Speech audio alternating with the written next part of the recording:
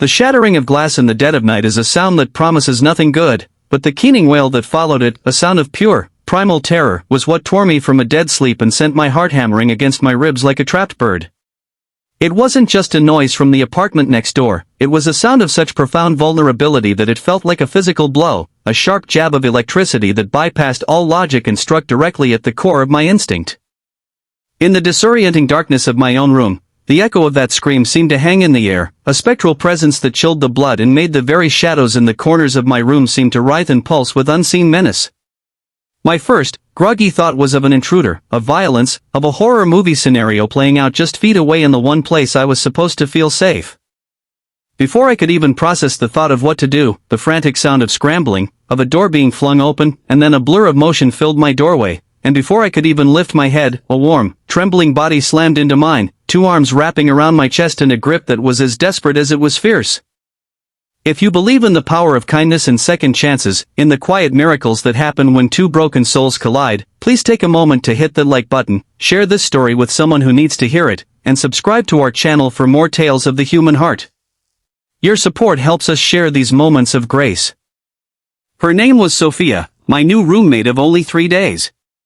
A whirlwind of nervous energy and carefully packed boxes, she had moved in with a shy smile and a quiet thank you for helping her carry a ridiculously heavy bookshelf up the 3 flights of stairs. I knew nothing about her, other than her name and the fact that her eyes, a startling shade of moss green, always seemed to be looking past me, as if she were listening for a ghost. In the short time we'd shared this space, our interactions had been polite and perfunctory, defined by a mutual, unspoken respect for each other's privacy. We were strangers sharing walls, 2 planets orbiting in the same small solar system, but that night, her fear shattered all those fragile boundaries. She was clutching me so tightly I could feel the frantic thrum of her heartbeat through her thin cotton pajamas, and her breath was coming in ragged, shallow gasps against my shoulder. The scent of her shampoo, something floral and clean, mixed with the sharp, metallic tang of pure adrenaline. I heard it again, she whispered, her voice a broken little thing, trembling with a terror so raw it made my own fear seem like a distant echo. It's back. I could feel the tension radiating from her, a palpable, vibrating energy that spoke of a terror that was not born of the moment but of a long and painful history.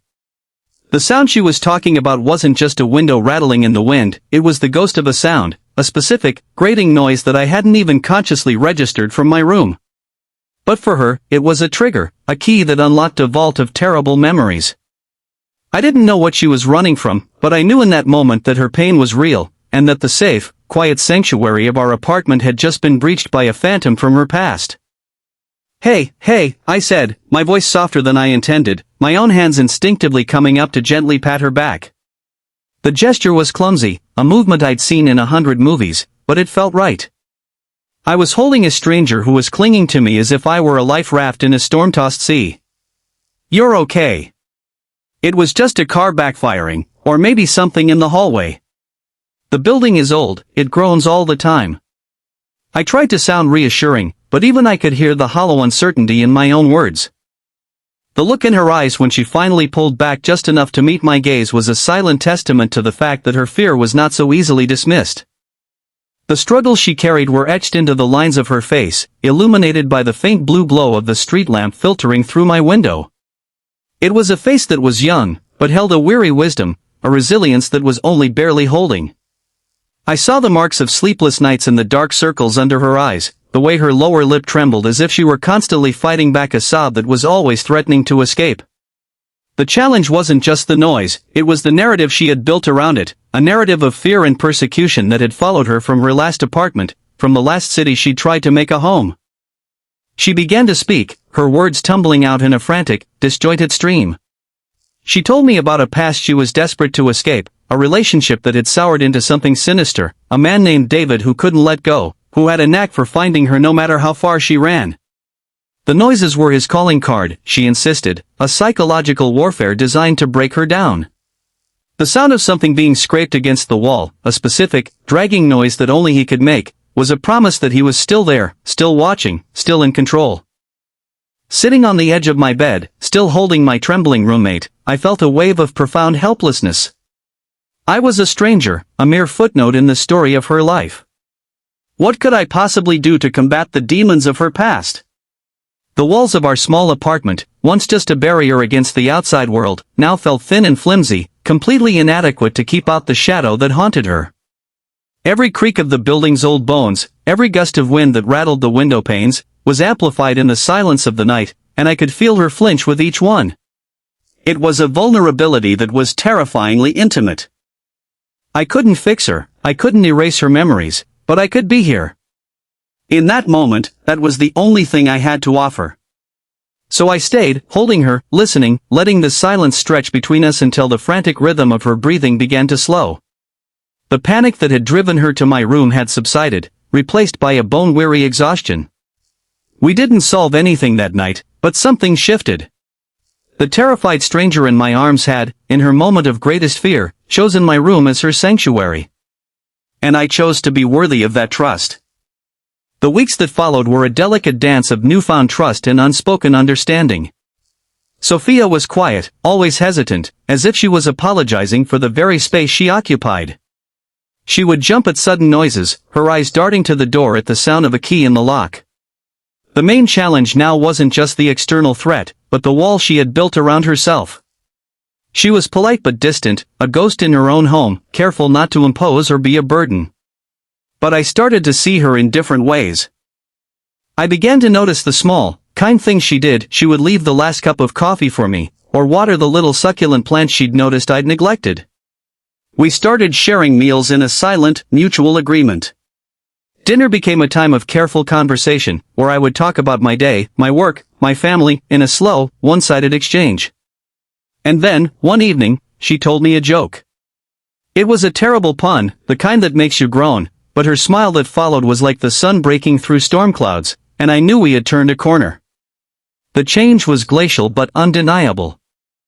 I was no longer just a stranger she was forced to cohabitate with, I was becoming her anchor. A few weeks later, I came home to find the source of her panic. On the floor of her room, near the window that looked out onto the fire escape, was a small, jagged piece of glass and a pebble. Someone had thrown it. My blood ran cold. This wasn't a phantom or a ghost story, this was a real, tangible act of intimidation. I found her in the living room, her face pale, her hands clasped so tightly in her lap that her knuckles were white. She looked at me, not with the wild panic of that first night, but with a quiet, defeated resignation. He found me, she whispered. He always does. The old fear was there, but now it was mingled with something else, a weariness that was even more heartbreaking. I wanted to be angry, to hunt down this phantom, but I knew that wasn't the answer. I saw the challenge before me not as a battle to be won with violence, but as a testament to her strength that needed to be protected. No, I said, my voice firm but gentle. This is your home, Sophia. This is where you're safe. I didn't have a grand plan, no hero's blueprint.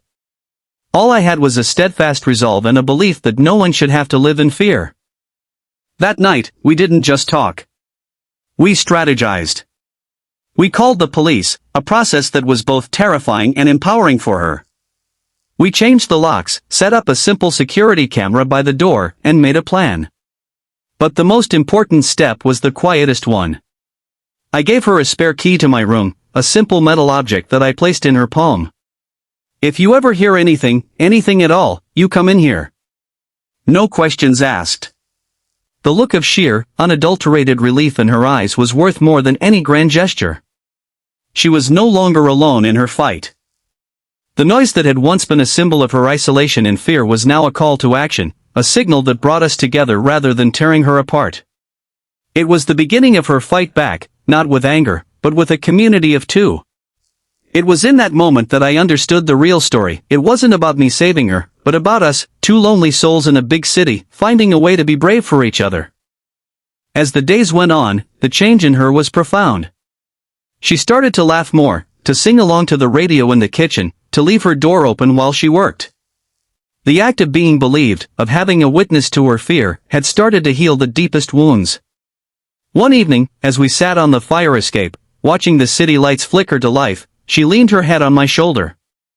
"Thank you," she said, her voice barely a whisper. "For not thinking I was crazy. For not running away."